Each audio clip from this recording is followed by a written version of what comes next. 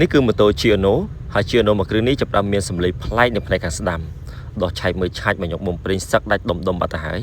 អញ្ចឹងសម្រាប់បងប្អូននៅប្រើប្រាស់ម៉ូតូ Chiono ដូចខ្ញុំបញ្ជាក់ជូនអញ្ចឹងថាបើទោះបី Chiono មានកម្លាំងត្រឹមតែ 125cc ក៏ប៉ុន្តែប្រភេទម៉ូតូ Chiono 024 នេះក៏មានបញ្ហាលើមកញោមបំប្រេងដូចគ្នាម៉ូតូខ្លះដោះឆែកមកញោមពណ៌ខ្មៅម៉ូតូខ្លះដោះមកញោមពណ៌សឬក៏ពណ៌លឿងនឹងឯងហើយពណ៌សឬពណ៌លឿងនឹងកុំខ្វល់ច្រើនដូរចេញទៅទុកយូរអត់បានទេជាក់ស្ដែងដូចជាម៉ូតូ Chiono មួយគ្រឿងនេះម្ចាស់ម៉ូតូគាត់ទុកយូរពេកគាត់រងចាំសម្លេងប្លែកទៅយកមកឆែកមើលប្រើប្រាស់រហូតដល់ 21574 គីឡូម៉ែត្រហើយសូមបញ្ជាក់មួយទៀតនៅពេលយើងបើកសោឡើងសញ្ញារូបសោលើកុងទ័រលោត5ដងនេះវាជាសញ្ញាបង្ហាញថ្មទីលេខខ្សោយធម្មពលត្រឡប់មកមញងបំប្រេងវិញ